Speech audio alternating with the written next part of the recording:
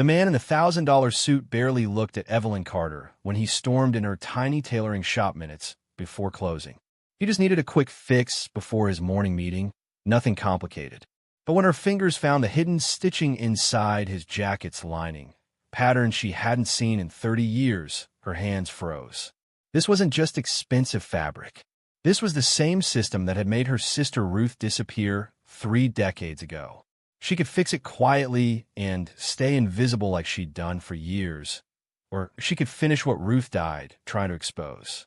The next morning, lawyers arrived at her door, and the powerful people who thought they'd buried their secrets forever were about to learn that the quiet seamstress they'd overlooked knew exactly how to unravel everything.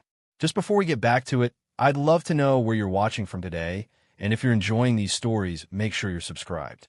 The alarm clock rattled at 4:30 in the morning, the same way it had for 40 years. Evelyn Carter's fingers found the button in the darkness, silencing the noise before it could fully wake the neighbors above her small apartment. Her joints protested as she swung her legs out of bed, ankles stiff, knees crackling like old wood. 68 years had carved themselves deep into her bones, but her hands still remembered what they were made for. She dressed in the dark, pulling on clothes that had been washed so many times the fabric felt like paper. The mirror showed her what she already knew: gray hair pulled back tight, deep lines around her eyes, shoulders that curved forward from decades bent over sewing machines. She looked like what she was, a woman the world had stopped seeing a long time ago. The walk to her shop took 15 minutes through streets that never fully slept. The city had changed around her like water around a stone. Coffee shops with names she couldn't pronounce had replaced the bakery where she used to buy day-old bread. Tech offices with glass walls stood where family restaurants once served meals on checkered tablecloths. Even the light looked different now, colder somehow, reflecting off surfaces that seemed designed to keep people at a distance. Her shop sat squeezed between a boutique fitness studio and a place that sold $18 smoothies. The sign above her door had faded so much you could barely read Carter's Tailoring anymore. She'd stopped paying to have it repainted 3 years ago when the landlord raised her rent the first time. The key stuck in the lock the way it always did. Evelyn jiggled it twice, pushed her shoulder against the warped door frame, and felt the familiar give as the door swung inward. The smell hit her immediately: old fabric, machine oil, steam, and something else she couldn't name. Memory, maybe. Loss. Inside, mannequins stood like silent witnesses in the dim light. She dressed them in samples of her work years ago, hoping to attract customers who wanted custom pieces. Nobody looked anymore. People walked past her windows staring at their phones, or they glanced in and kept moving, seeing nothing worth stopping for. She flipped the light switches one by one. The fluorescent bulbs buzzed and flickered before catching, casting everything in a flat white glow that made the space look even more tired than it was. The walls were covered in photographs she'd hung decades ago. Pictures of herself when her hands didn't ache, when her back stood straight, when the work had meant something beyond survival. In one photo, she stood beside industrial sewing machines in what looked like a factory floor, surrounded by bolts of expensive fabric. In another, she held up an evening gown, the kind of thing people wore to galas and fundraisers. There were images of her hands working on suit jackets, her fingers precise and confident, creating something beautiful from pieces of cloth. Those days felt like they'd happened to someone else. Evelyn moved through her morning routine with the efficiency of someone who'd done the same tasks 10,000 times. She dusted the mannequins, even though dust would settle again by evening. She turned on the ancient sewing machines, listening to them hum and clatter as they warmed up. She checked her supplies, thread running low, buttons sorted by size in glass jars, zippers organized by length and color. The drawer beneath the cash register held things she didn't want to look at: rent notices, final warnings, letters from the landlord's lawyer explaining that the building was being renovated, that her lease wouldn't be renewed, that she had 6 months to find somewhere else. She pushed the drawer shut without opening the envelopes that had arrived this week. Her first customer arrived at 9. Mrs. Patterson, a retired schoolteacher who brought in a skirt that needed hemming. She counted out exact change, mostly quarters, and apologized for not having bills. Evelyn told her it was fine, even though she knew Mrs. Patterson was struggling too, even though the job took an hour and earned her barely enough to buy lunch. The second customer didn't show up. Neither did the third. By noon, she'd hemmed 2 pairs of pants, replaced buttons on a coat, and sat at her machine staring at the empty street outside. The door chimed just after 1. Evelyn looked up to see her grandson pushing through with a paper bag in his hands. Caleb was 24, tall and lean, with eyes that looked too tired for someone his age. He wore jeans and a hoodie, a backpack slung over one shoulder stuffed with law books. "Brought you lunch," he said, setting the bag on the counter. "Turkey sandwich. Don't tell me you already ate." "I was going to," Evelyn lied. Caleb gave her a look that said he knew better. He'd inherited that look from his mother, Evelyn's daughter, who'd passed 5 years ago. Sometimes when he stood a certain way, Evelyn saw her child so clearly it hurt. "You've got class," she said, nodding at his bag. "Not for another hour." He leaned against the counter, watching her with that expression she'd started seeing more often lately. Worry mixed with something that looked like he was trying to solve a problem he couldn't figure out. "Grandma, we need to talk about the rent notices." "No, we don't. I saw the one from last week. They're serious this time." They've been serious before. Evelyn unwrapped the sandwich, taking a small bite to make him happy. The bread tasted like cardboard, but she chewed anyway. Caleb ran a hand over his face, the gesture of someone carrying too much weight. "I could take a semester off. Work full-time. We can find a way to—" "Absolutely not." Evelyn's voice came out sharper than she intended. She softened it, reaching across to touch his arm. "You're 2 years from finishing law school. 2 years from everything we worked for. I'm not letting you throw that away because an old woman can't keep up with rent. You're not just an old woman. You're my grandmother. And this shop is mine to worry about," she finished. "You focus on your studies. You focus on passing the bar exam. You focus on making something of yourself that doesn't involve needles and thread." Caleb's jaw tightened. She knew that look too. Stubborn. Determined. Her daughter's son through and through. "Needles made your living," he said quietly, repeating words she'd told him 100 times. "Words will make mine. I remember, Grandma. But that doesn't mean I stop caring what happens to you." They stood in silence for a moment, the kind of silence that held all the things they couldn't say to each other. Finally, Caleb checked his phone and swore under his breath. "I have to go. I'll be back after class tonight. We'll figure something out, okay?" Evelyn nodded, even though she had no intention of letting him sacrifice anything else for her. She'd already taken too much from her family: time, energy, hope. Her daughter had worked herself into an early grave trying to give Caleb opportunities. Evelyn wouldn't let that sacrifice go to waste. After he left, the shop fell back into its familiar quiet. A few more customers trickled in throughout the afternoon.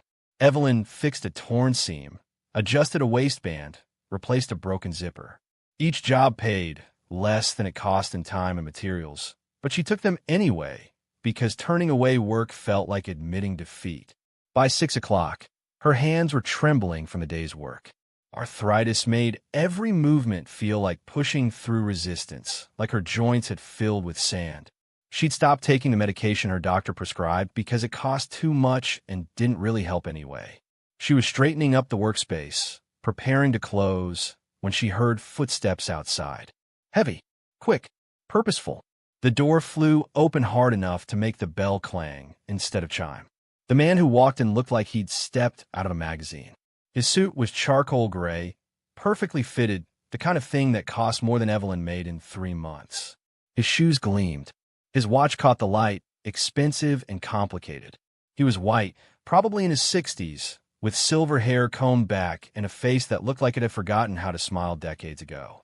He didn't greet her, didn't look around, just strode up to the counter, already talking into his phone. "I don't care what Mitchell said. The board meets at 7 tomorrow morning, and I need this handled tonight. Find someone who can make it work." He lowered the phone slightly, glancing at Evelyn like she was a piece of furniture. "You do alterations?" "Yes," Evelyn said, "but I'm about to close. This won't take long. Simple fix."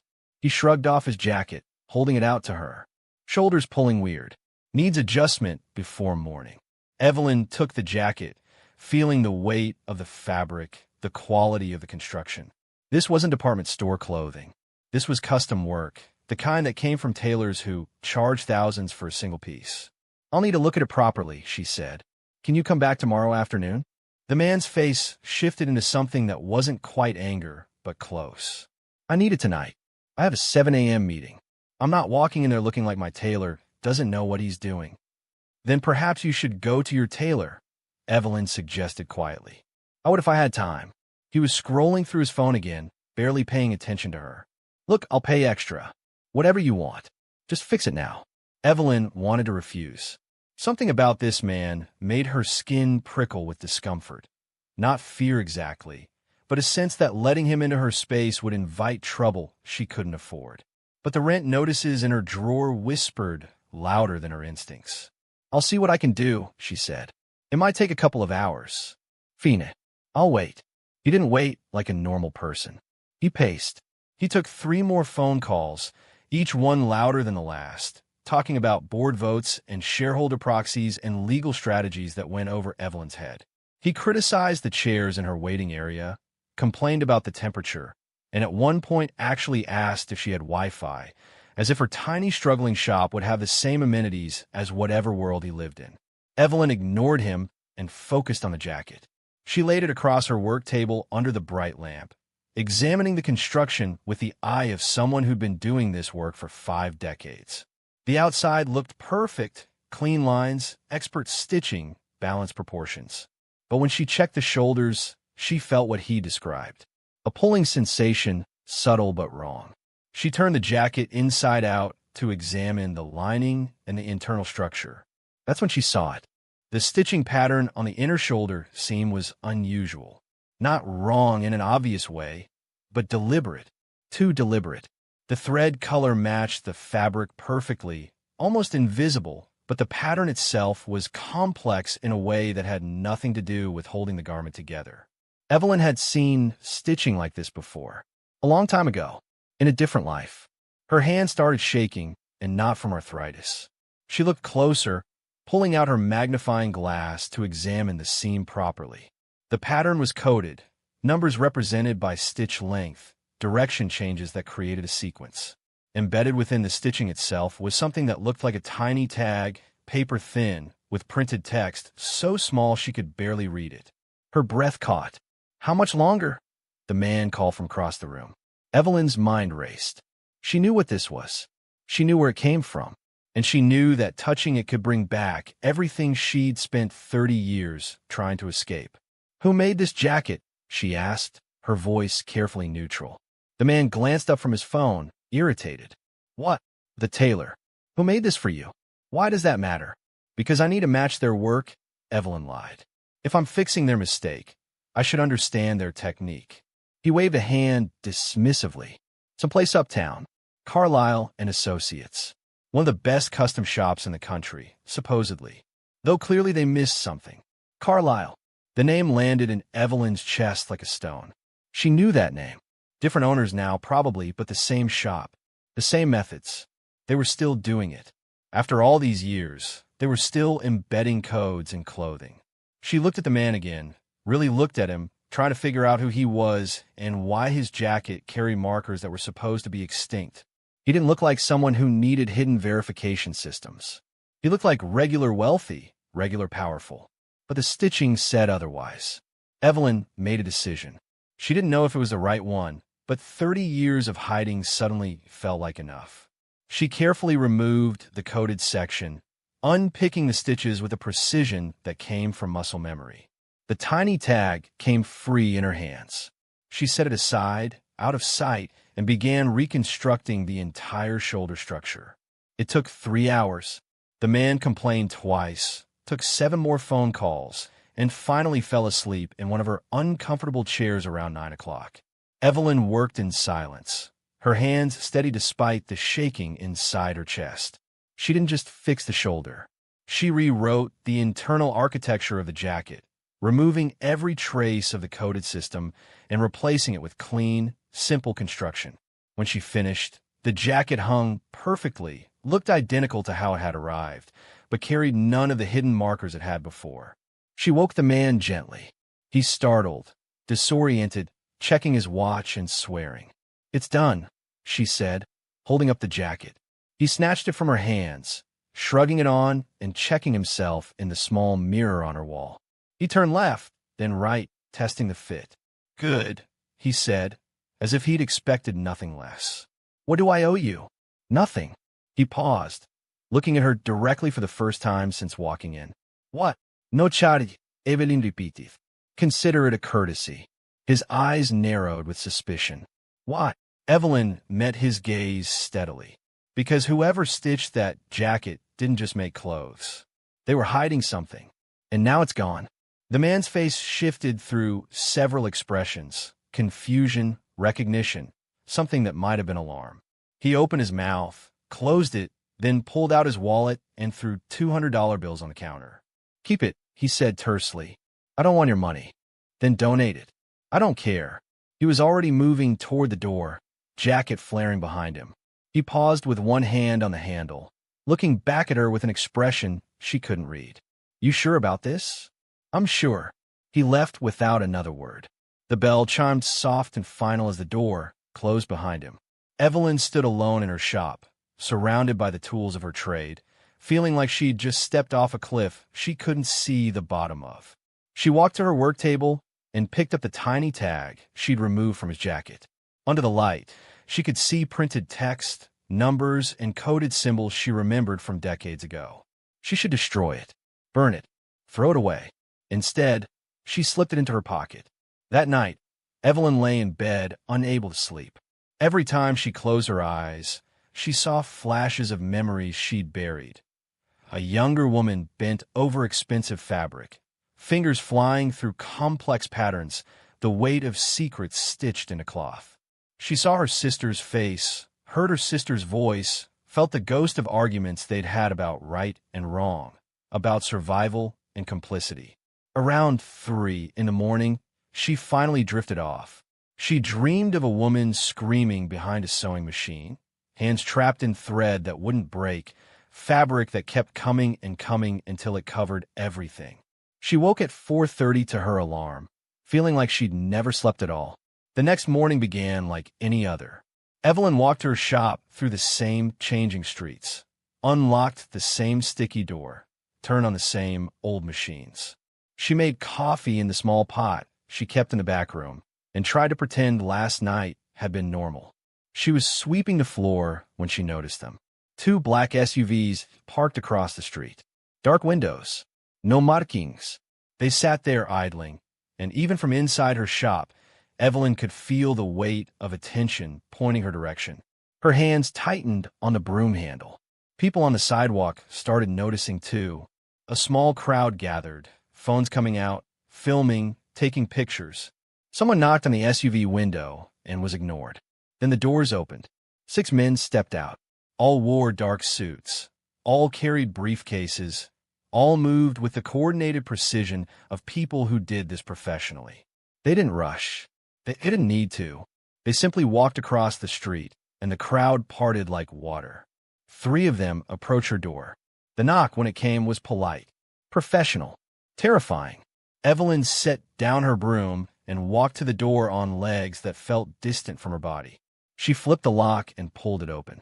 The man in front was young, maybe 35, with sharp features and sharper eyes. He smiled, but it didn't reach anywhere that mattered. "Evelyn Carter?" he asked. "Yes. I'm David Brennan, with Morrison Legal Group. These are my associates, James Mitchell and Rachel Stern. We need to speak with you about a service you provided yesterday evening." Evelyn's mouth went dry. "What service? May we come in?" It wasn't really a question. Evelyn stepped aside, and the 3 lawyers entered her shop like they owned it. The crowd outside pressed closer to the windows, still filming. Evelyn saw someone go live on social media, talking excitedly about something happening at the old Tailor shop. The lawyers spread out, looking at everything but touching nothing. Brennan stood in the center of the room, setting his briefcase on her counter without asking permission. Yesterday evening, approximately 6:15 p.m., a man came to this establishment requesting alterations to a custom garment. "Is that correct?" I alter clothes every day, Evelyn said carefully. I'd have to check my records. We're specifically interested in a charcoal gray suit jacket, custom-made by Carlisle and Associates. The client wore it when he arrived, you performed work on it, and he left wearing it approximately 3 hours later. Evelyn said nothing.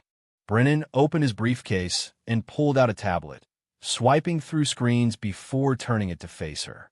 We have security footage from the building across the street, showing him entering and leaving. We have credit card records showing a withdrawal at the ATM 2 doors down immediately after his departure. We have confirmation from the client himself that he was here. Then why are you asking me? Rachel Stern, a woman with dark hair pulled back, so tight it looked painful, stepped forward. Because the garment in question contained a custom verification marker, a legally registered identifier embedded within the fabric. And that marker is now missing. The room felt smaller suddenly, colder. We need to know what you altered, Brennan continued, his voice still pleasant, still professional. Who told you to remove the identifier? Whether anyone compensated you for this service. Whether you retained any portion of the removed material. I fixed a shoulder seam, Evelyn said. That's all. Did you retain any fabric scraps from the alteration? I cleaned up after I finished. Everything went in the trash. We like to examine that trash. Collection was this morning. It's gone. The lawyers exchanged glances. Mitchell, who hadn't spoken yet, pulled out a camera and began photographing her workspace. Her machines. Her tools. The walls. Stop that, Evelyn said sharply. We're within our rights to document. Not without my permission, you're not. The door opened again. Caleb pushed through, still wearing his backpack, his face flushed like he'd been running. Grandma, what's going on? I saw the crowd outside, and he stopped, taking in the lawyers, the camera, the tension in the room.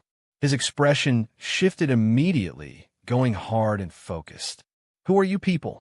We're attorneys representing. I don't care who you represent, Caleb interrupted. Are you questioning my grandmother? We're conducting an inquiry into... Is she under arrest? No. Is she being detained? No. Then she doesn't have to talk to you. Caleb moved to stand beside Evelyn, his hand finding her elbow. I'm Caleb Carter, second-year law student at Columbia. Whatever you think my grandmother did, you can take it up with proper legal representation. Brennan's pleasant expression finally cracked, replaced by something colder. Mr. Carter, we're simply trying to understand a situation that has significant legal implications. Your grandmother may have inadvertently interfered with a protected verification system. If she cooperates now, we can resolve this quietly. Inadvertently interfered, Caleb repeated, with a verification system, in a suit jacket. Do you hear how insane that sounds? Nevertheless, it's accurate. Rachel Stern pulled out a document, unfolding it on the counter.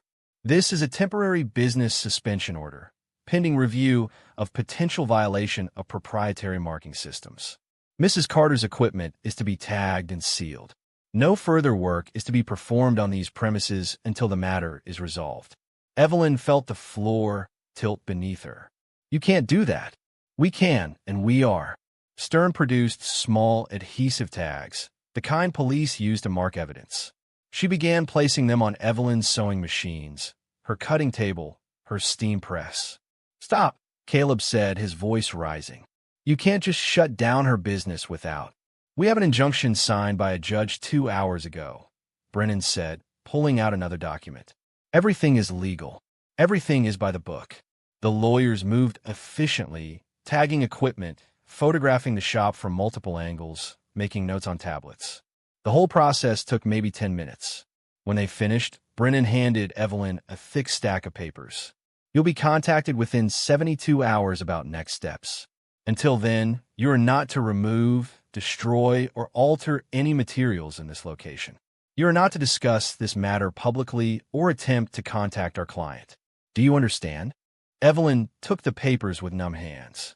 She couldn't make her voice work. She understands, Caleb said coldly. The lawyers left as smoothly as they'd arrived. The SUVs pulled away.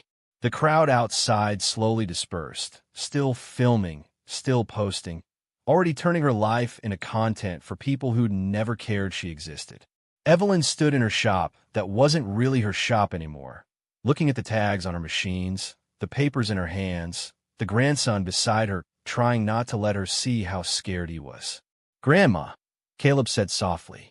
"What did you do?" Evelyn walked to the counter and sat down heavily in the old chair she'd been meaning to replace for years. Her hands were shaking again, and this time it had nothing to do with arthritis. "I removed something I shouldn't have known how to find," she whispered. "Something I've spent 30 years pretending didn't exist." "What are you talking about?" She looked up at him, seeing his confusion, his worry, his determination to protect her from something he didn't understand. "I need to show you something," she said. "But not here. Not now. Tonight, after dark, come to my apartment." "And Caleb? Don't tell anyone. Not your friends, not your professors. No one." He nodded slowly, not understanding but trusting her anyway. After he left, Evelyn locked the door and turned off the lights. She sat alone in the darkness of her shop, listening to the familiar sounds of machines she couldn't use, surrounded by fabric she couldn't touch, holding papers that explained she'd broken laws she'd never heard of. She pulled out her phone and stared at it for a long time before finally dialing a number she'd memorized 40 years ago and never called. It rang 4 times before someone answered. "This is Evelyn Carter," she said, her voice steady despite everything. "I need to access storage unit 214, the one under Ruth Carter's name." There was a pause on the other end. Then, "That unit hasn't been accessed in 31 years. "I know. I'm coming tonight." She hung up before they could ask questions she didn't want to answer. Then Evelyn stood and walked to the back room, where she kept personal items in a dented metal locker. She pulled out an old key ring with 3 keys on it, one for her apartment, one for her shop, and one for a storage unit containing everything she'd saved from the life before this one. Everything they'd forgotten to look for. Everything that proved her sister Ruth hadn't been crazy or criminal or lost. Everything that proved the system Evelyn had just accidentally triggered was real, was huge, and was still operating in the shadows of wealth and power. She slipped the keys into her pocket beside the tiny tag she'd removed from the suit. The storage facility was across town, where she'd kept Ruth's trunk locked away for 3 decades. She'd paid the fee every month, never visiting. But now the lawyers had come. The tiny tag in her pocket felt heavier than it should. She thought about the man in the expensive suit, about how he'd looked at her like she was invisible until she told him what she'd found. The recognition that had flickered across his face. He'd known. The system Ruth had tried to expose was still operating, still stitching power into fabric where no one would think to look. Tomorrow, people would see the tags on her equipment and whisper about the old woman who'd finally done something wrong. Let them whisper. She'd spent too many years staying small. It hadn't protected her. It hadn't saved Ruth. She walked to the window. Young people streamed out of the fitness studio. Life moved fast around her quiet shop. But somewhere in this city, powerful people were panicking because one determined old black woman had recognized something she wasn't supposed to understand. Evelyn smiled for the first time in days. The smile of someone who'd realized they had nothing left to lose. And for the first time in 30 long years, Evelyn Carter stopped running from the truth. The night before Evelyn opened the storage unit, she barely slept. Every time she closed her eyes, she saw Ruth's face the way it had looked in 1987. Young, sharp, excited about opportunities that seemed too good to be real.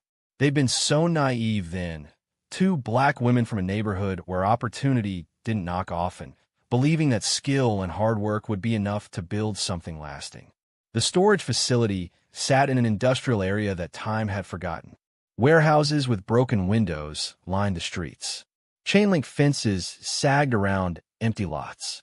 The building itself looked like it might collapse if you leaned on it wrong, but Evelyn had chosen it specifically for that reason 30 years ago. Nobody looked twice at places like this. Nobody remembered what got stored in forgotten corners of dying neighborhoods. She arrived just after midnight, when the streets were empty and the only light came from distant highway signs.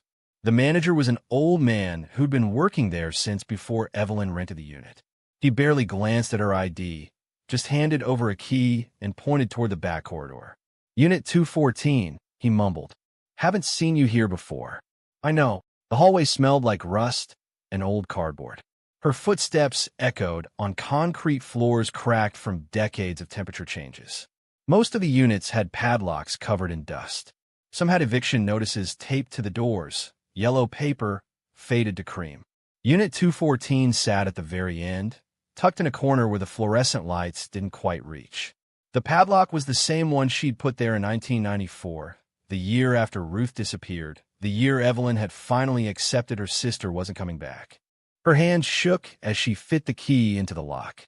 It turned with surprising ease, and the door rolled up with a metallic shriek that made her flinch. Inside, a single trunk sat in the darkness. Military green, metal-reinforced corners, the kind of thing built to survive anything. Evelyn pulled out her phone and turned on the flashlight. The beam cut through dust particles floating in still air. She knelt beside the trunk, feeling the cold of the concrete floor seep through her pants. The combination lock was one only she and Ruth had known. Their mother's birthday, reversed. Her fingers dialed the numbers automatically, muscle memory from a lifetime ago. The lock clicked open. Inside, the trunk held everything Evelyn had saved from the years she and Ruth worked for the firm. Pattern books with hand-drawn designs. Fabric samples mounted on cardboard, each one labeled with dates and client codes. Tools she'd stolen the night the firm shut down. Specialized needles, measuring devices, fabric pens that wrote in disappearing ink.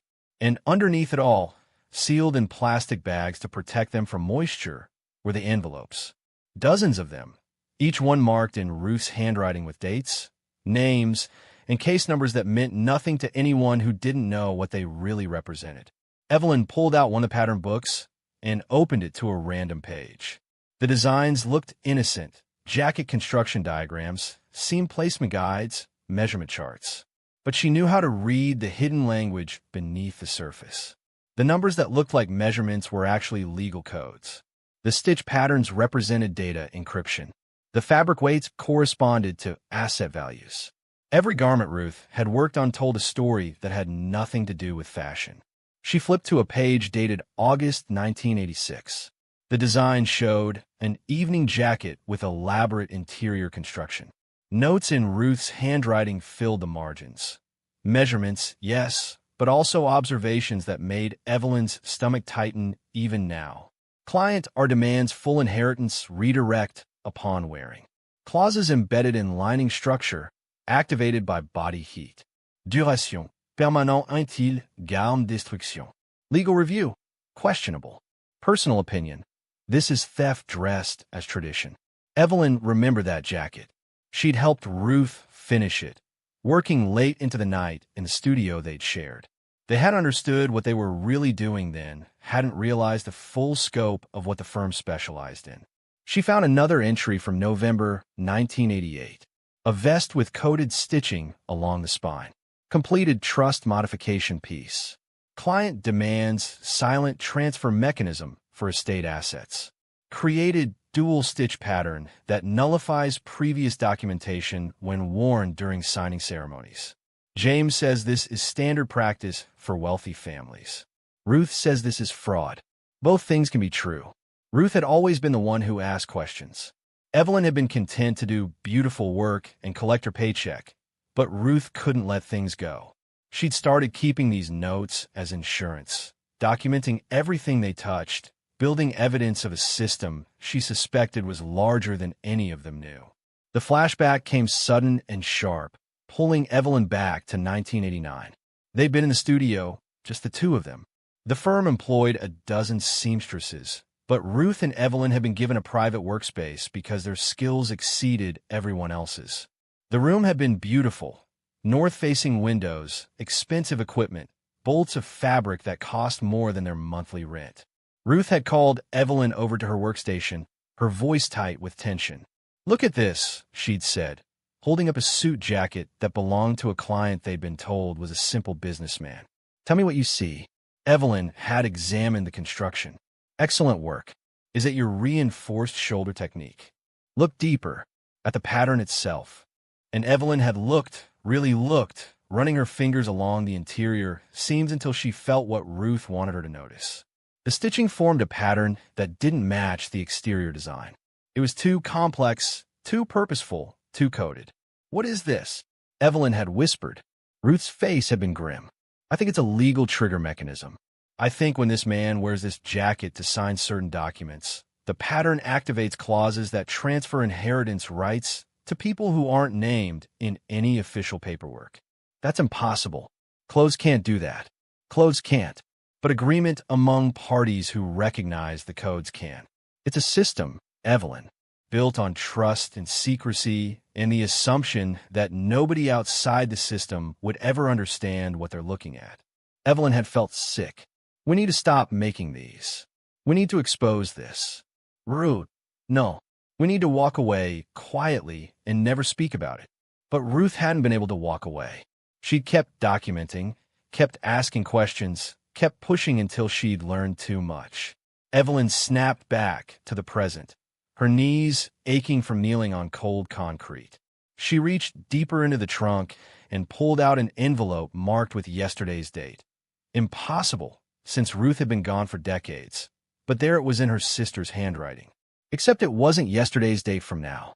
It was yesterday's date from 1993, the last time Evelyn had seen her sister alive. She opened it with trembling fingers. Inside was a single sheet of paper covered in Ruth's neat script.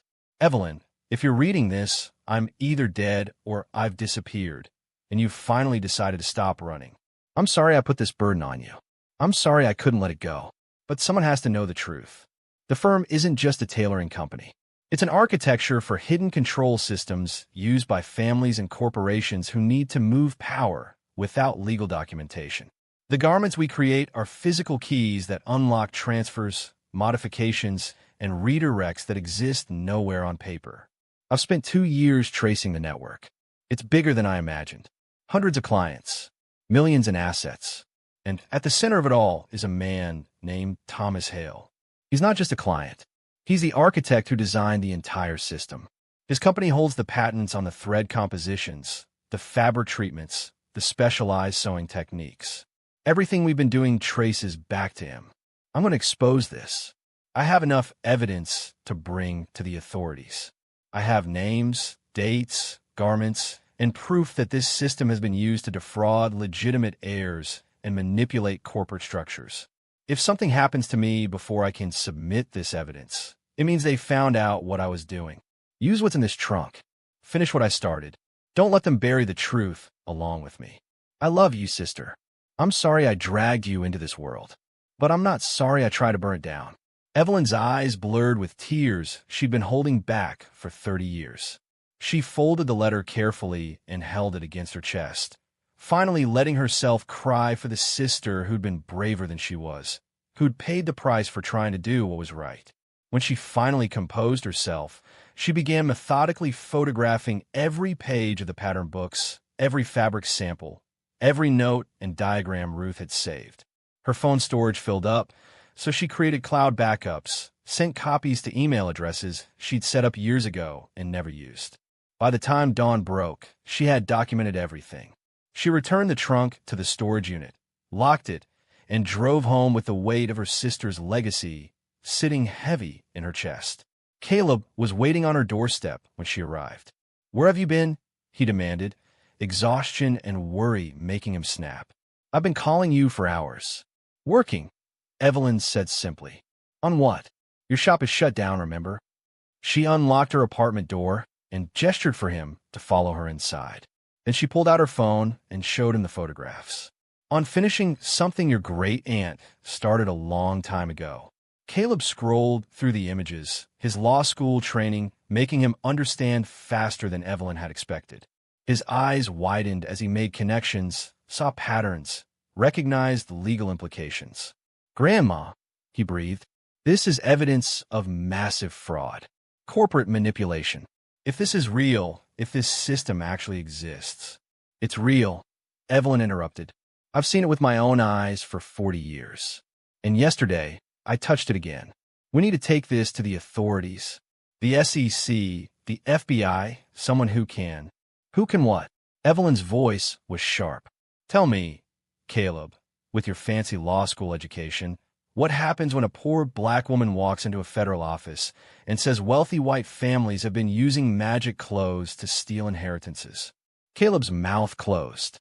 He looked at the photos again, and she watched him begin to see the problem. No matter how solid the evidence, no matter how clear the pattern, there was no official framework for prosecuting something like this. The system existed in the gaps between legal oversight, in the spaces where gentlemen's agreements and family traditions operated without documentation. "So what do we do?" he asked finally. "We wait," Evelyn said, "because the people who run this system know I touched something I shouldn't have. They're watching me, and eventually they'll make a mistake." She didn't have to wait long. 3 days after the lawyers shut down her shop, after Evelyn had spent 72 hours sleeping badly and watching her phone for news that never came, someone knocked on her shop door at 7 in the morning. She was inside sweeping, unable to stay away despite the legal tags on her equipment, despite knowing she wasn't supposed to be working. The shop was her life. She couldn't just abandon it because lawyers had declared a crime scene. Through the window, she saw him. The man from that night. The one whose suit had started everything. He stood alone this time. No phone pressed his ear. No impatient passing. He looked smaller somehow, less imposing, though his clothing was still expensive enough to pay her rent for a year. Evelyn considered not opening the door, considered calling Caleb or the lawyers or someone who could witness whatever was about to happen. Instead, she unlocked the deadbolt and pulled the door open 6 inches. "We're closed," she said. "I know." His voice was different too. Quieter, almost uncertain. "I'm not here for alterations." "Then what are you here for?" He glanced at the street behind him, checking for witnesses or surveillance. Evelyn couldn't tell which. "To talk to someone who understands what I'm carrying." "May I come in?" Every instinct Evelyn had developed over 68 years of surviving in a world that didn't value her told her to say no. But curiosity won out over caution. She stepped back and let him enter. He walked to the center of her shop and stood there, looking at the tagged equipment, the photographs on the walls, the mannequins wearing her work. Then he turned to face her, and for the first time, he really looked at her, saw her, acknowledged her as a person who mattered. "My name is Thomas Hale," he said, "and I think you knew my sister better than I did." Evelyn's breath caught. "What?" "Ruth Carter. She worked for my firm in the late 80s and early 90s. She was brilliant, absolutely brilliant. The best textile architect we ever employed." "Textile architect," Evelyn repeated, the corporate euphemism making her sick. "Is that what you called her?" "It's what she was. It's what you are too, though I suspect you've spent decades trying to forget it." Evelyn's hand found the counter behind her, needing support. "You're Thomas Hale." "Yes, the Thomas Hale. The one Ruth was going to expose." His face tightened with something that looked like pain. "The one she tried to expose. The one who failed to protect her when she became a threat to people more powerful than me. You let them kill her. I didn't let them do anything. I didn't know what they'd done until it was too late." Thomas moved closer, his movements careful, like he was approaching someone who might bolt. "I've spent 30 years trying to find out what happened to Ruth. I've spent 30 years trying to dismantle pieces of the system she died trying to expose. And 3 days ago, you removed a stitch pattern from my jacket that I'd embedded specifically to test whether the system was still operating." Evelyn stared at him. "You wanted me to find it. I've been tracking seamstresses who worked with Ruth. There aren't many left. Most have died or disappeared or changed their names like you did. When I learned Evelyn Ruth Carter was running a small shop in this neighborhood, I knew it had to be you. Ruth talked about her sister constantly. Show me pictures. Told me you were even more talented than she was, but too cautious to use your skills the way she did." "Cautious," Evelyn said bitterly. "Is that what you call it? I was smart enough to stay alive." "Yes, you were." Thomas pulled out his phone and showed her a photograph. "This is what happened when you removed that stitch pattern." The image showed what looked like a corporate document, except sections of it had been digitally redacted, blacked out by some automated system. Entire paragraphs were missing, replaced by error messages in red text. "What am I looking at?" Evelyn asked. "A succession document that was supposed to activate yesterday morning. It would have transferred operational control of my company to a board faction that's been trying to remove me for 5 years. The transfer was contingent on my wearing specific garments to a specific meeting at a specific time. Garments coded with trigger mechanisms that would authenticate the transfer. And I removed the trigger. You did more than that. You rewrote the internal structure of the jacket so thoroughly that the entire authentication system flagged it as compromised. The transfer didn't just fail. It exposed the existence of the hidden mechanism to corporate auditors who'd never seen anything like it before. Thomas swiped to another image. This one showed what looked like a boardroom, except the table was covered in fabric samples, magnifying equipment, and technical analysis tools. My company has been in chaos for 3 days. Lawyers are fighting about whether clothing-based verification systems have legal standing. Auditors are demanding access to decades of archived garments. Board members are resigning before they can be questioned about what they knew. And at the center of all of it is a simple question. Who taught these methods to our tailoring contractors? Ruth did, Evelyn said quietly. She designed half the systems your company used, and then she tried to expose how those systems were being abused. I know. I've always known. Thomas put his phone away, his shoulders sagging under weight. Evelyn was only beginning to understand. Ruth came to me the week before she disappeared. She told me what she'd discovered about how the authentication systems were being manipulated. She told me board members were using modified garments to conduct votes that weren't officially recorded, to transfer assets that weren't declared, to control company operations without leaving paper trails. And you didn't believe her. I believed her, but I didn't have proof. And I didn't have the courage to act on belief alone. His voice cracked slightly. She said she was going to federal authorities. She said she had evidence that would bring down not just my company, but dozens of others using the same systems. I tried to convince her to work within the company structure, to let me investigate internally. We argued. She left angry. And then she vanished. And then she vanished.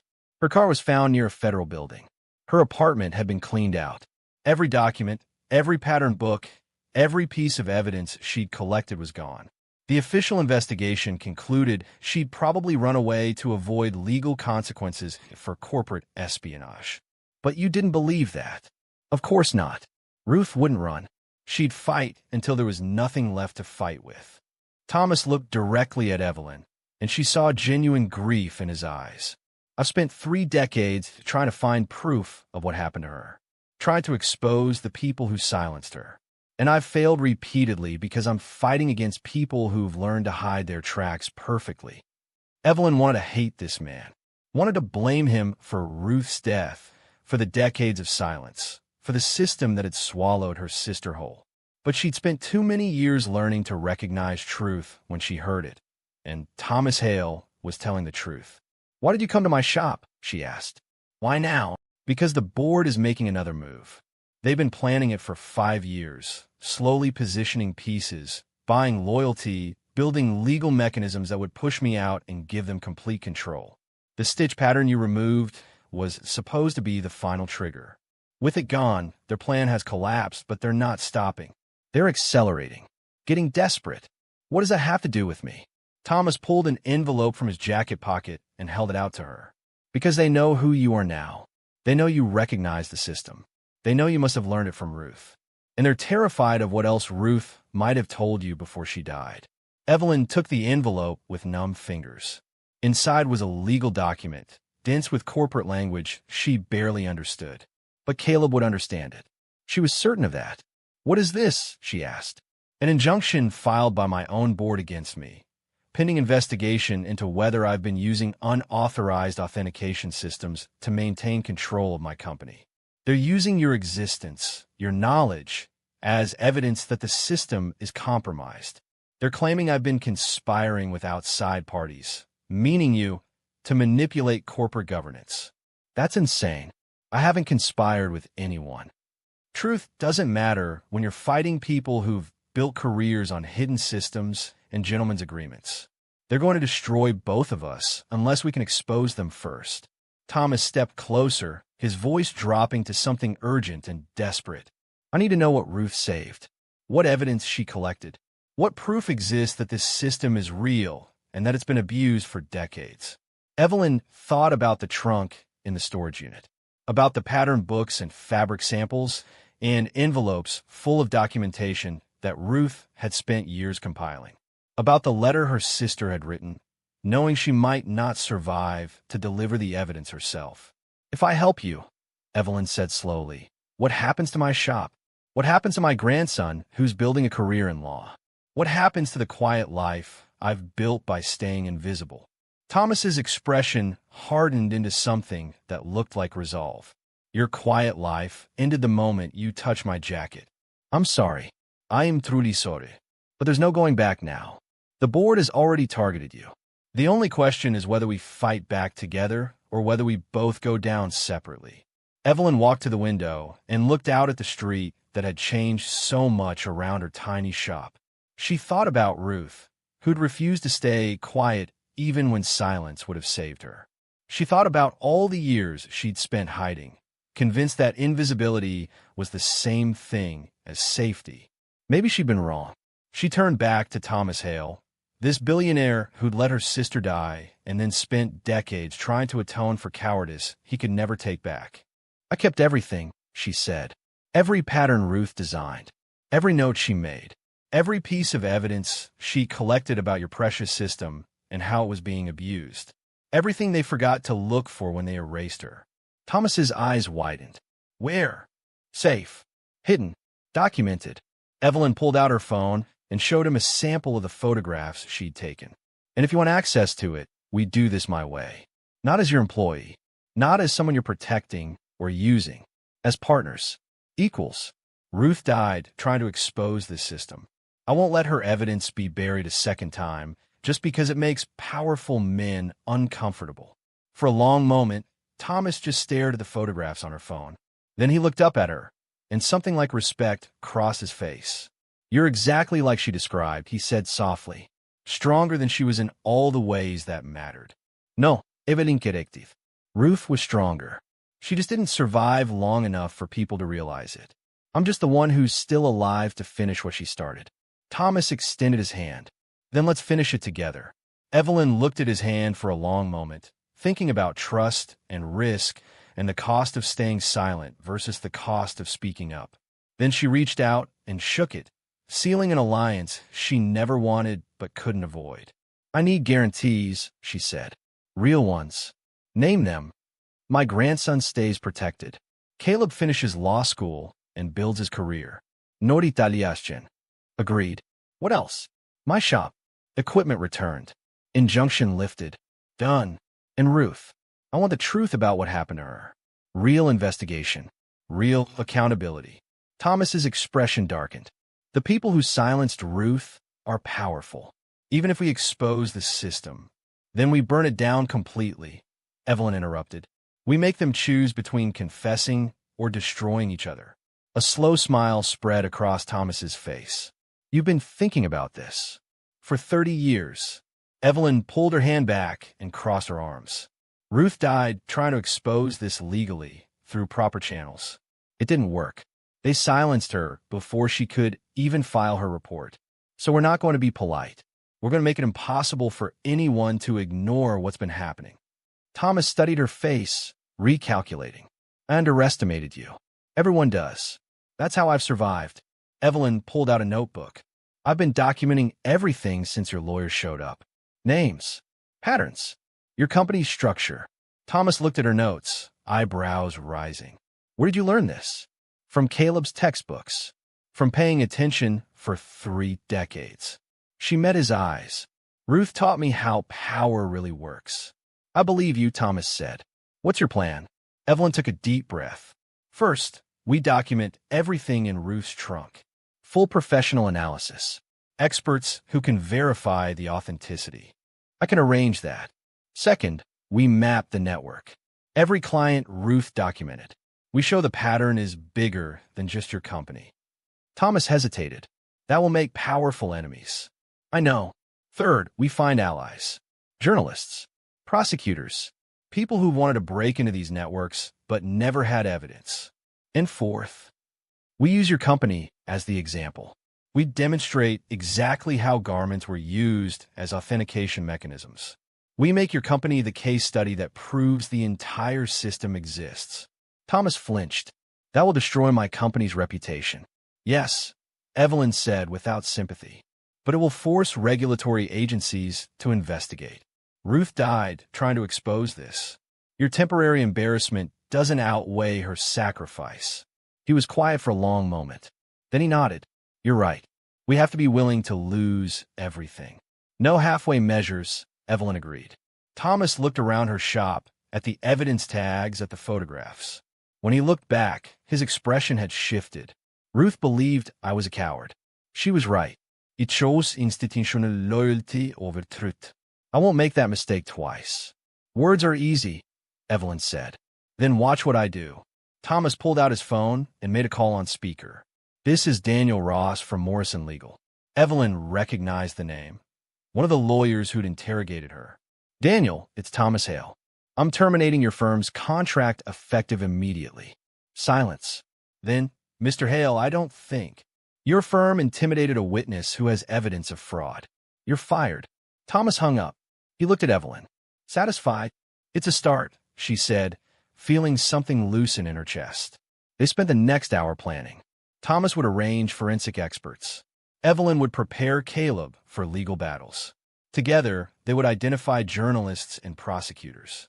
When Thomas left, Evelyn locked the door and stood in her shop. For the first time in 30 years, she felt like she was truly fighting. She called Caleb. Grandma? Everything okay? Better than okay. Come tonight. Bring your notes.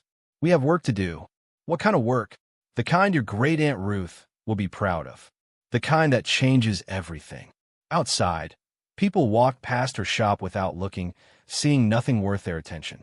They had no idea the quiet woman who fixed their hems was about to expose systems that wealthy families had hidden for generations. Sometimes the most dangerous people aren't the ones who shout. They're the ones who finally stop staying quiet. After Thomas left her shop with promises of experts and resources, Evelyn made good on her word. That evening, with Caleb beside her taking notes on his laptop, she laid out everything Ruth had preserved in that storage unit trunk. The pattern books came first. Caleb's eyes widened as he flipped through pages of designs that looked innocent until you understood the code beneath them. Numbers that pretended to be measurements, but actually represented legal clauses. Stitch patterns that corresponded to asset values running into millions. This is insane, Caleb breathed, scrolling through the photographs Evelyn had taken. These aren't just clothes. They're portable contracts. Portable and deniable, Evelyn corrected. That's what made the system so powerful. No paper trail. No digital records. Just fabric and thread and agreements that only existed between people who knew how to read them. She showed him a fabric sample Ruth had mounted on cardboard, dated March 1991. The stitching formed a pattern so complex it looked like decorative embroidery. But when Caleb examined it closely, following Evelyn's guidance, he could see the intentional structure. This corresponds to voting proxies, he said slowly, his legal training kicking in. If I'm reading this right, whoever wore this garment could cast votes on behalf of shareholders who weren't physically present. Without any official documentation, Evelyn confirmed. The garment itself was the authorization. As long as the right people recognized the code, the vote counted. Caleb sat back, running his hands through his hair. Grandma, if this is real, if companies have actually been operating this way, we're talking about securities fraud on a massive scale. Corporate governance violations that could invalidate decades of business decisions. I know, courts are going to be backed up for years. Regulatory agencies will have to create entirely new frameworks. This isn't just exposing one company. This is challenging fundamental assumptions about how corporate power operates. Evelyn pulled out another set of documents, these ones showing Ruth's analysis of the network. Her sister had been meticulous, tracking connections between clients, identifying patterns in how the authentication systems were deployed, building a map of influence that spanned dozens of corporations and wealthy families. Ruth spent 2 years putting this together, Evelyn said quietly. She worked late nights after everyone else left the studio. She photographed every piece she touched, documented every client conversation she overheard, saved samples of every garment that passed through her hands. Why didn't she just go to the police immediately? because she knew they wouldn't believe her. A black seamstress accusing wealthy white families of using magic clothes to commit fraud? She'd have been laughed out of every office she walked into. Evelyn's voice hardened. So she built an evidence base so thorough, so documented, that it would be impossible to dismiss. And then she tried to submit it to federal investigators. And they killed her for it. Someone did. We just don't know who yet. They worked through the night, organizing Ruth's materials into categories that would make sense to investigators and journalists. Financial mechanisms, voting systems, inheritance modifications, asset transfers. Each category had dozens of examples. Each example had dates and client codes. Each code could potentially be traced back to real people and real companies. By dawn, Caleb had created a database structure for tracking everything. He'd also drafted preliminary legal briefs outlining the potential violations and the regulatory frameworks that should have prevented them, but didn't. "I need to show this to Professor Williams," he said, referring to his corporate law instructor. "She specializes in securities fraud. She'll know which prosecutors to approach." "Not yet," Evelyn cautioned. "We wait for Thomas to bring his experts. We need independent verification before we start approaching authorities. Otherwise, it's still just an old woman's story." Thomas arrived at noon with 3 people in tow: a textile historian from Columbia University, a forensic analyst who specialized in document authentication, and a corporate lawyer named Sarah Bennett who'd made her career investigating white-collar crime. They set up in Evelyn's small apartment, spreading Ruth's materials across every available surface. The historian examined the pattern books with gloved hands, photographing pages and comparing stitching techniques to known samples from the 1980s and 90s. The forensic analyst tested the fabric samples for age, checking paper composition and ink degradation to verify the dates Ruth had recorded. Sarah Bennett focused on the legal mechanisms, cross-referencing Ruth's notes with corporate structures and ownership records. She worked with intense focus, occasionally letting out quiet exclamations as she found connections that Ruth had documented decades earlier. After 6 hours, they gathered around Evelyn's kitchen table to present their findings. The historian spoke first. "The pattern books are authentic. The techniques shown match documented methods from elite tailoring houses operating in the 1980s. Several of the patterns are signed with maker's marks that correspond to known seamstresses from that era. And the progression of complexity over time shows genuine skill development, not something fabricated after the fact." The forensic analyst nodded. "The materials all test consistent with their claimed dates. Paper aging, ink composition, fabric degradation, everything matches. These documents are at least 30 years old. Nobody created them recently to support a false narrative." Sarah Bennett's expression was grim. "And the legal mechanisms Ruth documented are real. I've cross-referenced her client codes with corporate records. The timing of her documented work corresponds exactly with major corporate decisions, ownership transfers, and board votes at multiple companies. Decisions that appeared to happen through normal channels, but that Ruth's notes suggest were actually predetermined through these hidden authentication systems." "So it's all real," Thomas said quietly. "Everything Ruth tried to tell me. Everything she died for. It's all documented and verified." "It's real," Sarah confirmed. "But proving it in court is going to be extraordinarily difficult. These systems operated in legal gray areas. There's no explicit law against using garments as authentication mechanisms.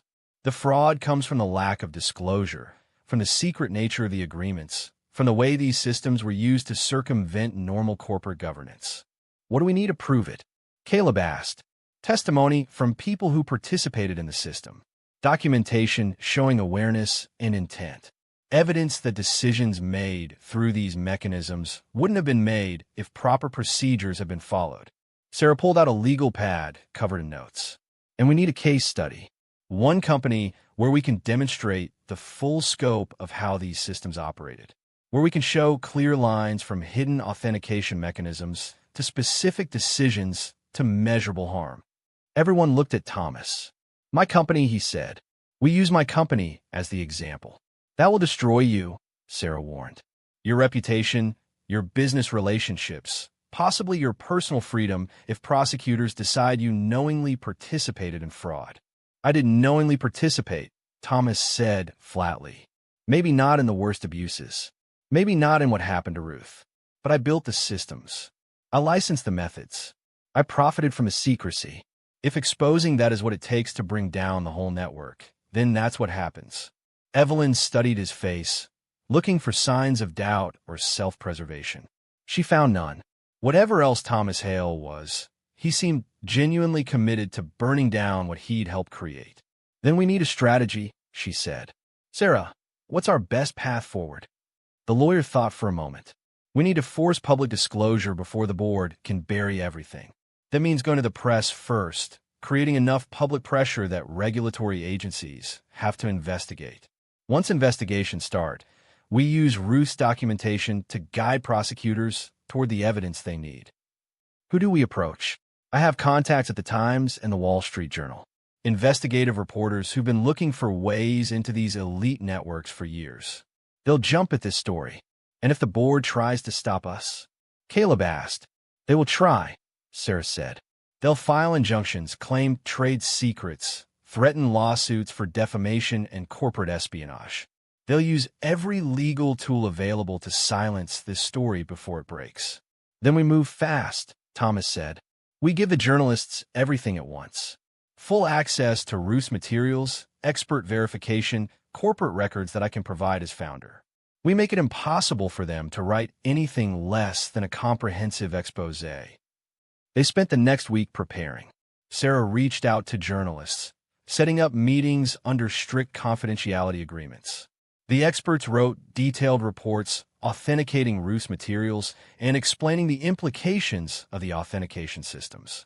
Caleb built a digital archive of everything, creating redundant backups stored in multiple secure locations. And Evelyn sat with Ruth's pattern books, remembering her sister's hands creating these designs, remembering arguments they'd had about right and wrong, remembering the last time she'd seen Ruth alive. I'm going to finish what you started, she whispered to the photograph of Ruth she kept on her dresser. I'm going to make them see what they did. The story broke on a Tuesday morning. Front page of the New York Times, above the fold. Hidden authentication systems. How elite families use coded garments to control corporate empires. The article was devastating. It explained the basic concept of textile-based authentication, provided verified examples from Ruth's documentation, and detailed how Thomas Hale's company had been structured around these hidden systems.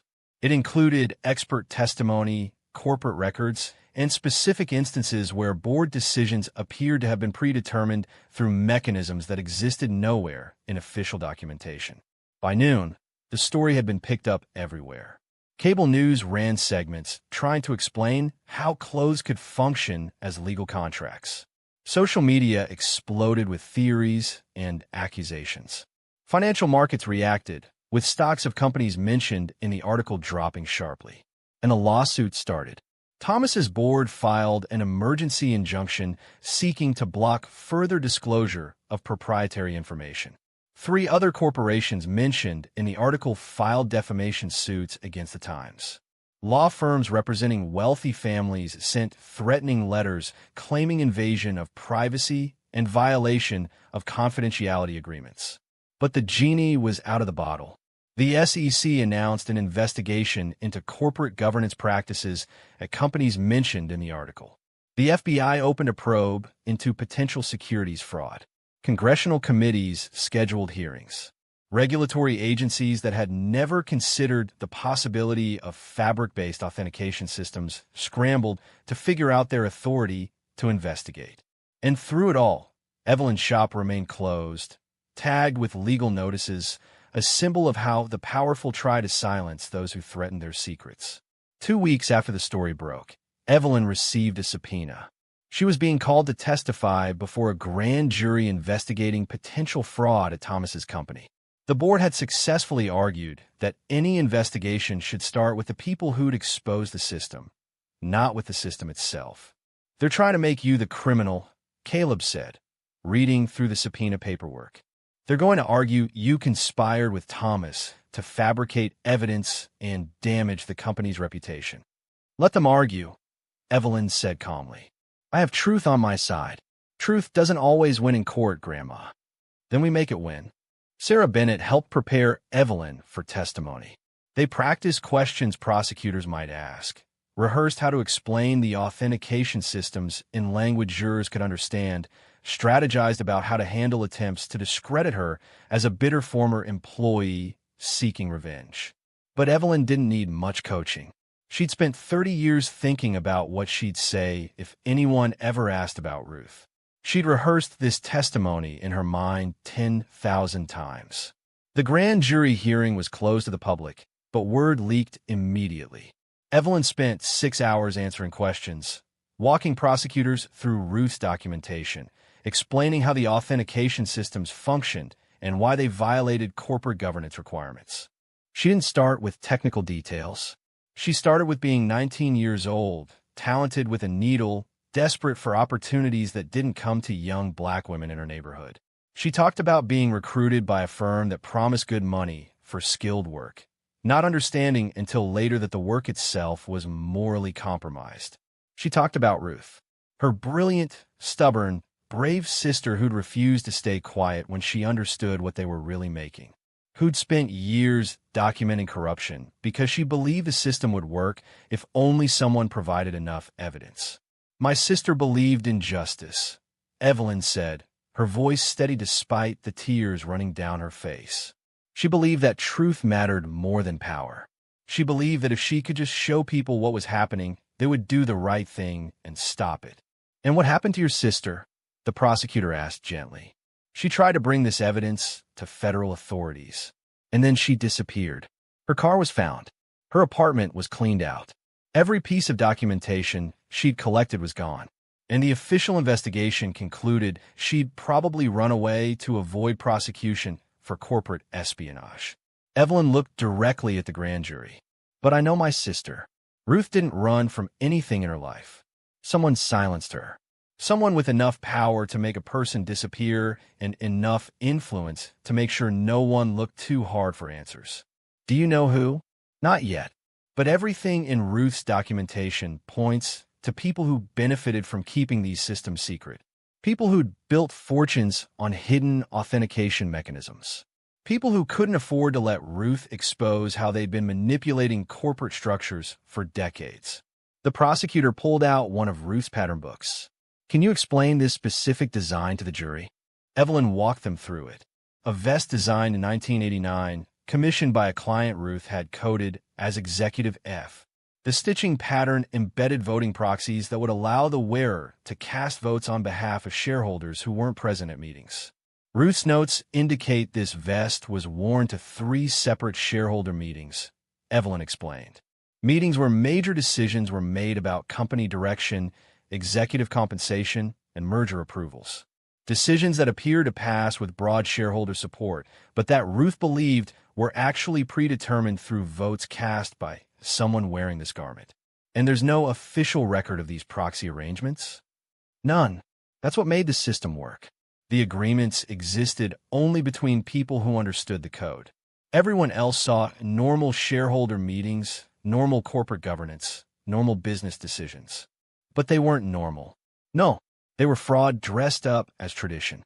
The grand jury returned indictments against 7 board members and 5 executives at companies that had used the authentication systems. The charges range from securities fraud to conspiracy to violate corporate governance laws. Legal experts called it one of the largest white-collar crime cases in decades. But they also indicted Thomas Hale. The prosecution argued that as architect of the systems, he bore responsibility for how they'd been used, even if he hadn't personally engaged in the worst abuses. They charged him with fraud, failure to disclose material information, and conspiracy to manipulate corporate structures through undocumented mechanisms. Sarah Bennett was furious. They're making an example of Thomas because he cooperated. They're punishing the person who helped expose the corruption instead of focusing on the people who abused it. No, Thomas said quietly. They're holding me accountable for what I built. That's appropriate and necessary. You helped us. You provided evidence against yourself. You've been working to dismantle these systems at great personal cost. after profiting from them for decades, after failing to protect Ruth when she tried to expose them 30 years ago, after choosing comfort over courage at every opportunity that mattered. Thomas looked exhausted but resolved. I'm not a victim here, Sarah. I'm complicit in systems that defrauded shareholders, cheated heirs, and corrupted corporate governance across multiple industries. If taking responsibility means facing prosecution, then that's exactly what I deserve to do. The trial was scheduled for 6 months out. In the meantime, the story continued to grow and spread across media outlets worldwide. More companies were identified as having used authentication systems. More victims came forward with their stories. Heirs who'd been cheated of inheritances through mechanisms they never understood, shareholders whose votes had been stolen by people wearing coded garments, executives who'd been pushed out through hidden processes that existed nowhere in official corporate records. And Evelyn's small shop finally reopened for business. The injunction was finally lifted after prosecutors decided she wasn't a threat to their ongoing investigation. The equipment tags were removed. Evelyn cleaned and oiled her machines, restocked her supplies, and hung a new sign in the window. Carter's Tailoring, where truth is the only pattern that matters. Customers came slowly at first, curious about the old woman who'd exposed billion-dollar corruption. Some wanted to shake her hand. Some wanted to hear the story firsthand. A few actually brought clothes that needed mending. Caleb stopped by one afternoon, finding her at her sewing machine, working on a simple hem. Grandma, you don't have to do this anymore, right? Thomas set up a fund. You're financially secure for the rest of your life. I know. So why are you still here, still sewing hems for $5? Evelyn finished the stitch and cut the thread with practiced precision. Because this is honest work. Because I spent too many years making beautiful things that hid ugly secrets. Because every time I sew something now, I know it's exactly what it appears to be. Nothing hidden, nothing coded, just fabric and thread and the simple truth of making something useful. She held up the pants she'd just finished. These belonged to Mrs. Patterson. She needs them for her grandson's wedding. When she wears them, they're just pants. They don't control anything. They don't hide anything. They're just what she needs them to be. Caleb smiled. The legal team wants you to know you'll be a star witness at the trial. Your testimony to the grand jury was powerful. The prosecutors think you might be the key to winning convictions. Then I'll testify as many times as they need me to. Evelyn folded the pants carefully and set them aside for Mrs. Patterson to pick up. But after the trial, I'm done with all of this. I'm going back to being invisible. Back to doing simple work for simple people. Back to a life where the most important thing I do each day is make sure someone's hem is straight. Is that really enough for you? Evelyn looked around her shop, at the machines she'd spent a lifetime working on, at the photographs of her younger self, at the space where she'd built a quiet life after running from a loud past. It's more than enough, she said. Ruth wanted to change the world. She wanted to expose corruption and force powerful people to face consequences. And now that's happening. Her work is finally being seen. Her sacrifice is finally meaning something. Because you refuse to stay silent. Because I finally understood that silence and safety aren't the same thing. That hiding doesn't protect you from the systems that crush people like Ruth. That sometimes the only way to survive is to fight back, even when fighting back means losing everything you've built. Evelyn stood and walked to the window, looking out at the street that continued its routine without caring about billion-dollar trials or hidden authentication systems. Ruth was braver than me, she said softly. She always was. But I'm the one who's still alive to tell her story. So that's what I'm going to do. I'm going to testify. I'm going to show everyone what she discovered. I'm going to make sure the people who silenced her finally face consequences. And then I'm going to come back to this shop, and I'm going to sew hems, and I'm going to live quietly. Because that's what Ruth would want. Not for me to become famous or powerful or important. Just for me to be free. To do honest work without fear. To build a life that doesn't require hiding. She turned back to Caleb, her expression soft but certain. That's what real victory looks like.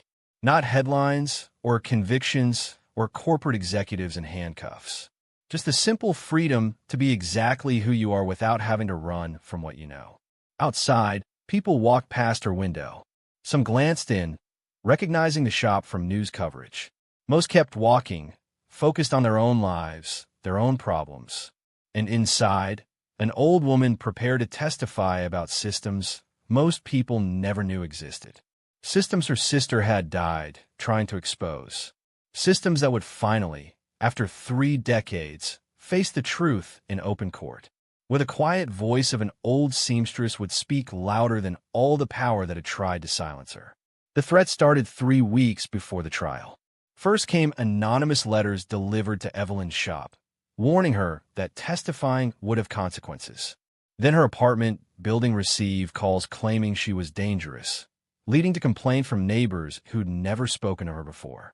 Someone vandalized her shop window, spray painting words that made passersby stop and stare. Thomas immediately arranged protection. 2 security guards stationed outside her building, another watching her shop. Evelyn hated it, hated the attention, hated feeling like she needed protection just for telling the truth. "Your world is too loud," she told Thomas when he came to check on her. "Too much noise, too many people watching. I just want to do my work." "I know. I'm sorry. After the trial, this will calm down." "Will it? Or will there always be someone trying to silence what Ruth discovered?" Thomas had no answer for that. Sarah Bennett brought news that changed everything. She'd been digging through archived firm records, documents that had been sealed for decades, and she'd found something. Ruth didn't just document the authentication systems, Sarah explained, spreading papers across Evelyn's kitchen table. She designed a fail-safe, a pattern that could nullify every control garment ever produced. Evelyn leaned forward, studying the designs. She recognized Ruth's handwriting, the precision of her technical drawings, the brilliance of her structural thinking. "A transfer nullification stitch," Evelyn breathed. She actually figured out how to do it. "What does that mean?" Caleb asked. "It means Ruth created a counter pattern, something that could be incorporated into new garments that would override the authentication codes in existing ones. Like a universal key that opens every lock, except this one breaks the locks permanently." Sarah nodded. If someone wore a garment with this pattern to a meeting where authentication systems were being used, those systems would fail. The codes wouldn't work. The hidden mechanisms would be exposed as non-functional. "Why didn't she use it?" Thomas asked quietly. Evelyn found the answer in Ruth's notes, written in the margins of the design. Because using it would have required cooperation from someone inside the system. Someone with access to the right meetings, the right clients, the right moments. Ruth was planning to bring this to federal investigators along with everything else. She thought they could use it as part of a controlled operation to expose the networks. But she never got the chance, Caleb finished. "No."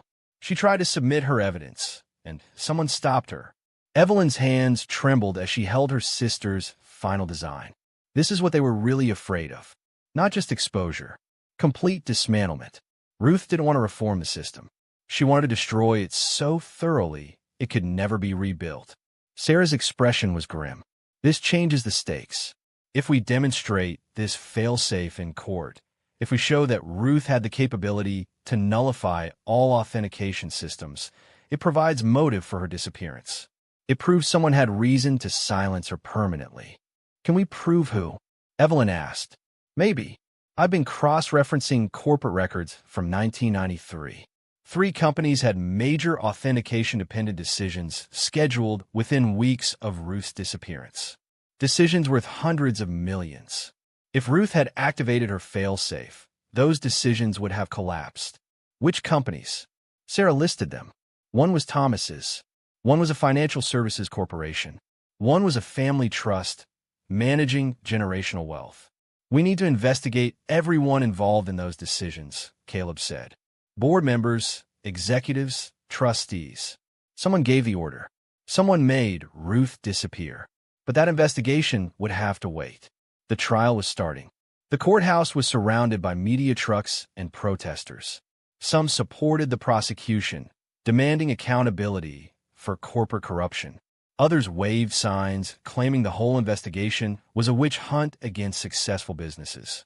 Police barricades kept the crowd separated.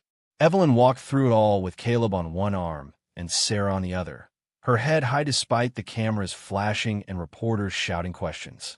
She wore a simple dress she'd made herself, navy blue with careful stitching, every seam straight and honest. Inside, the courtroom was packed.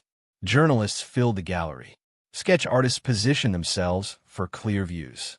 The defendants sat at their tables in expensive suits, surrounded by legal teams that probably cost more per hour than Evelyn made in a month. Thomas sat separately from the board members and executives, acknowledging his role, but refusing to be grouped with people who'd abused what he'd built. His lawyer was a public defender. His choice, wanted to prove he wasn't using wealth to escape consequences. The trial took 3 weeks. Prosecutors presented Ruth's documentation, expert testimony about the authentication systems, corporate records showing undisclosed control mechanisms. Defense attorneys argued the systems were simply traditional practices, informal agreements between trusted parties that harmed no one and broke no explicit laws. But the evidence was overwhelming. Fabric samples that match corporate decisions. Pattern books that predicted ownership transfers months before they officially occurred. Testimony from victims who'd lost inheritances or been pushed out of companies through votes they never knew were cast. And then Evelyn took the stand. The courtroom was absolutely silent as she was sworn in. She didn't dress up for the cameras or try to look like anything other than what she was. She wore a simple dress from her shop, navy blue with careful stitching, every seam straight and honest. Her hands shook slightly as she sat down, arthritis making the movement stiff and painful. She didn't speak in the dramatic way television lawyers did. She spoke in the same quiet voice she'd used for 68 years, the voice of someone who'd spent a lifetime being overlooked and had learned that truth didn't need volume to carry weight. "I'm here to tell you about my sister Ruth," she started, looking directly at the jury. "Not about corporate structures or legal mechanisms or authentication systems. About a woman who believed that truth mattered more than power, who spent years documenting corruption because she thought the right people would care if they just knew what was happening."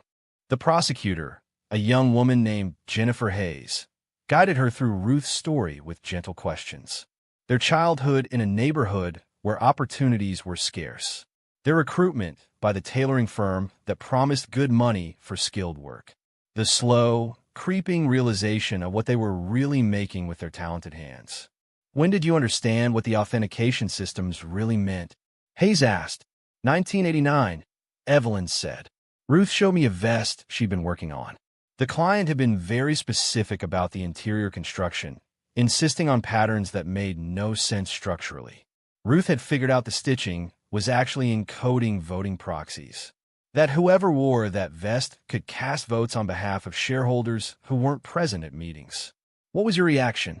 "I want to quit immediately. Walk away and pretend we'd never seen anything." Ruth wanted to document everything and expose it. We argued about it constantly. I thought staying quiet would keep us safe. Ruth knew that safety built on silence wasn't real safety at all. "Can you tell the jury about the last time you saw your sister?" Evelyn's voice wavered but didn't break. "It was a Tuesday evening in March 1993. She came to my apartment with boxes full of documentation. Pattern books, fabric samples, photographs, notes she'd been keeping for years. She said she was taking everything to federal investigators the next morning.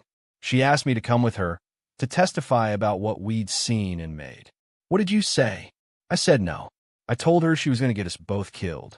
That powerful people didn't let you expose them without consequences. That we were just seamstresses and nobody would believe us anyway. Tears ran down Evelyn's face now, but her voice remained steady. She looked at me with so much disappointment. She said fear was exactly what they counted on. That powerful people stayed powerful because everyone was too afraid to challenge them. That someone had to be brave enough to say no, this is wrong, this has to stop. What were her exact last words to you? Evelyn closed her eyes, remembering.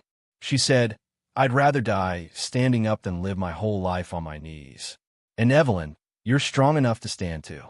You just don't know it yet. And the next day, she was gone. Her car was found abandoned near the federal building. Her apartment had been cleaned out, every piece of documentation missing. The police investigation concluded she'd probably run away to avoid prosecution for corporate espionage. But I knew Ruth. My sister didn't run from anything in her life. Someone took her. Someone with enough power to make a person disappear and enough influence to make sure no one looked too hard for answers. The prosecutor introduced Ruth's fail-safe design, the transfer nullification pattern that could have destroyed every authentication system in existence. Expert witnesses explained how sophisticated it was, how it demonstrated Ruth's complete understanding of the mechanisms she was trying to expose. This wasn't just documentation, Hayes said, holding up Ruth's final designs. This was a weapon, a way to dismantle the entire network permanently. Did your sister tell you about this? Not directly. I found it in her trunk years after she disappeared. But makes sense. Ruth didn't want to reform the system. She wanted to destroy it so thoroughly it could never be rebuilt. She wanted to free future generations from hidden manipulation. Corporate analysts testified about 3 major decisions scheduled for early 1993, decisions worth hundreds of millions of dollars that depended on authentication systems functioning properly. If Ruth had activated her failsafe, all 3 would have collapsed publicly and catastrophically. And then came the evidence that connected everything to Richard Thornton. An FBI agent named Marcus Williams took the stand with boxes of archived records. Phone logs from Thornton's office in February 1993, showing calls to private security firms known for making problems disappear. Financial records showing payments that didn't match any official corporate expenses. Email correspondence discussing handling the seamstress situation with language that made the jury visibly uncomfortable. Thornton's lawyers objected repeatedly, but the evidence was too solid. Their client had ordered surveillance on Ruth, had authorized payments to people who specialized in making inconvenient witnesses vanish, had signed off on cleaning out her apartment and destroying her documentation. The courtroom erupted when Williams testified that remains matching Ruth's description had been recovered from a construction site that had been poured in March 1993, a site connected to one of Thornton's shell companies. Evelyn heard the testimony from her seat in the gallery. Caleb held her hand as she finally learned what had happened to her sister. As 30 years of uncertainty resolved into horrible, concrete truth. Ruth hadn't run away. Ruth hadn't disappeared mysteriously. Ruth had been murdered by people who couldn't afford to let her expose their corruption. And then they'd buried her literally and figuratively, covering her body with concrete and her reputation with lies. The defense made their closing arguments, but everyone knew it was over. The jury deliberated for 4 days, careful and thorough, making sure they understood the complexity of what they were deciding. Guilty verdicts on 7 counts of securities fraud. Guilty on conspiracy charges. Guilty on corporate governance violations that would reshape how companies operated for generations. And guilty on charges related to Ruth's disappearance. Though those came in separate proceedings as the FBI investigation expanded beyond the corporate fraud trial to include murder, conspiracy to commit murder, and obstruction of justice.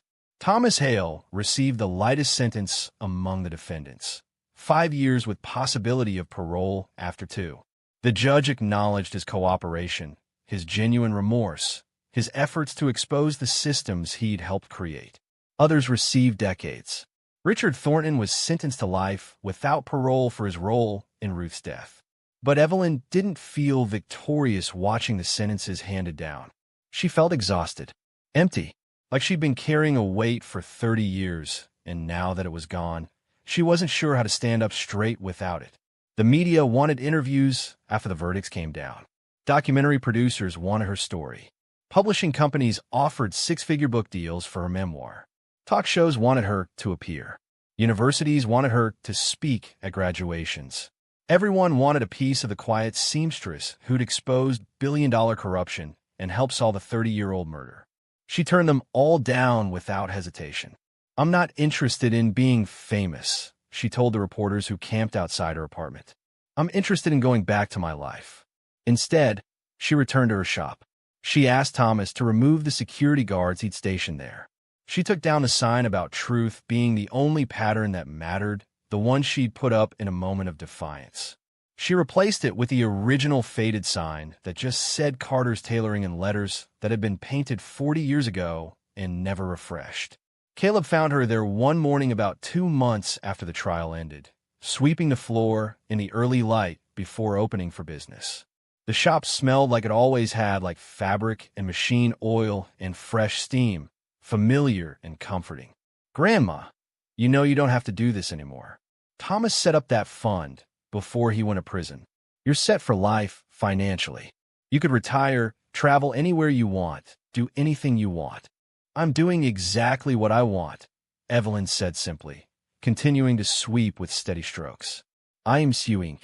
This is what I've always wanted to do. But after everything that happened, after all you've accomplished—" "I didn't accomplish anything. Ruth did.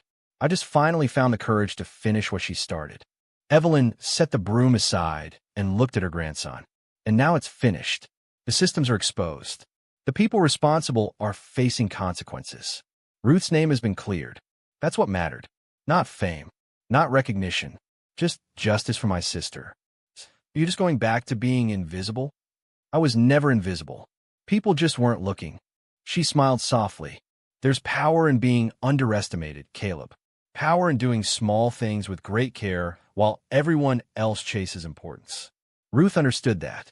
She built her evidence one garment at a time, one photograph at a time, one note in the margins at a time.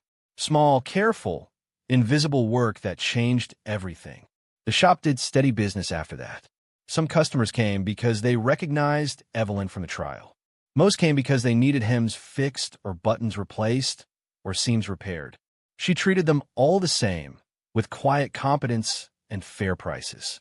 Thomas visited once after his sentencing, before he surrendered to begin his prison term. He brought a suit jacket, plain and simple. "I was hoping you'd make something for me," he said. "Not fix it. Make it. Something I can wear when I get out." Evelyn examined the fabric he'd chosen. Good quality, but not ostentatious. Practical. Honest. "What do you want it to say?" she asked. "Nothing. I wanted to just be a jacket. No codes. No hidden meanings. Just good construction by someone who knows what they're doing." She took his measurements, wrote them in her ledger, and quoted him a fair price. "I can pay more," Thomas offered. "I don't want more. I want exactly what it's worth. Nothing hidden. Nothing extra." He nodded, understanding. "When I get out, I'm not going back to the company. I'm not going back to that world at all. I don't know what I'll do. Maybe teach. Maybe just volunteer somewhere. Something useful. Something honest." "That sounds right," Evelyn said. When he left, she began working on the jacket. It took her 3 weeks, working evenings after the shop closed. She used every technique Ruth had taught her, every skill she developed over 50 years, but none of the hidden mechanisms they'd been trained to embed. Just beautiful construction, careful stitching, honest work. She included one detail Ruth would have appreciated: a small inner seam, barely visible, with words embroidered in thread that matched the fabric, made by hands that refused to stay silent. Not for Thomas to see, just for Evelyn to know was there. A memorial to her sister, hidden in plain sight, the way Ruth's evidence had been hidden for 30 years until someone finally looked. The trial's aftermath created ripples that spread for years. New regulations governing corporate governance, federal oversight of trust structures, legal frameworks for prosecuting authentication-based fraud. Dozens of companies restructured. Hundreds of victims received compensation. An entire system built on secrecy and hidden control mechanisms was dismantled piece by piece. And Ruth Carter was posthumously honored by multiple organizations. Her pattern books were archived by the Library of Congress as evidence of corporate fraud, but also as examples of exceptional textile artistry. Her name appeared in law school textbooks, corporate governance courses, fraud investigation training programs. She became famous for trying to do the right thing, for refusing to stay quiet, for building evidence so thorough it couldn't be ignored even 30 years after her death. But Evelyn thought Ruth would have hated the fame, would have preferred to keep working, keep sewing, keep living a quiet life, making beautiful things. So Evelyn did it for her. One morning, a young woman came into the shop. She was maybe 20, black, wearing clothes that had clearly been mended multiple times. She carried a garment bag with careful hands. "I heard you teach sometimes," she said shyly. "I'm trying to learn tailoring. Real tailoring, not just following patterns. I was wondering if you consider taking an apprentice." Evelyn studied her, saw the hope in her eyes, the determination in her posture, the careful way she handled the garment bag, like it contained something precious. "What's your name?" Evelyn asked. "Maya. Maya Phillips." "What do you have there, Maya?" The young woman unzipped the bag and pulled out a jacket she'd clearly made herself. The construction was rough, the stitching uneven, but the basic structure showed promise. Showed someone who understood what she was trying to create, even if she didn't yet have the skills to execute it perfectly. "I made this for my father's interview," Maya explained. "He got the job, wore it every day for 5 years until he retired. And I kept thinking, I want to make things that matter like that. Things people wear to important moments. Things that help them feel confident and capable." Evelyn felt something shift in her chest. A recognition. A connection. "Can you come Tuesday and Thursday evenings?" she asked. "After regular business hours. I'll teach you what I know. But I should warn you, real tailoring takes time. Takes patience. Takes willingness to do the same thing over and over until you get it right." Maya's face lit up with a smile that reminded Evelyn so much of Ruth at Hurt. "I can do that. I want to do that. Thank you. Thank you so much." After she left, Evelyn stood alone in her shop, surrounded by the tools of her trade, thinking about Ruth and legacy and what it meant to pass something on. Ruth had passed her evidence to Evelyn, had trusted her careful sister to know what to do with it when the time came. Now Evelyn would pass her skills to Maya, would teach her to create beautiful things with honest construction and careful technique, would show her that there was power in small work done with great attention. The story would continue, not with headlines or trials or famous cases, but with quiet hands making useful things, with skills passed from generation to generation, with the simple dignity of honest work. Evelyn walked to the window and looked out at her street. The fitness studio was closing. The smoothie place had been replaced by a coffee shop. The neighborhood kept changing around her the way neighborhoods do. But her shop remained small, quiet, unnoticed by most people who walked past. And inside, an old woman taught young hands to sew, taught them that patience matters more than speed, that quality matters more than quantity, that honest work, done carefully and with attention, could be its own form of resistance against systems built on deception and hidden control. Ruth would have been proud, not of the trial or the convictions or the headlines, but of this, an apprentice learning to sew, skills preserved, knowledge passed down, a sister finally understanding that the best memorial to someone brave wasn't fame. It was continuing to live with the courage they'd shown, making small things beautiful, staying visible by doing work that mattered, and never, ever staying silent again. If you discovered a system designed to keep you powerless, would you have the courage to expose it knowing it might cost you everything? Hit that like button and subscribe for more stories about ordinary people who refuse to stay silent.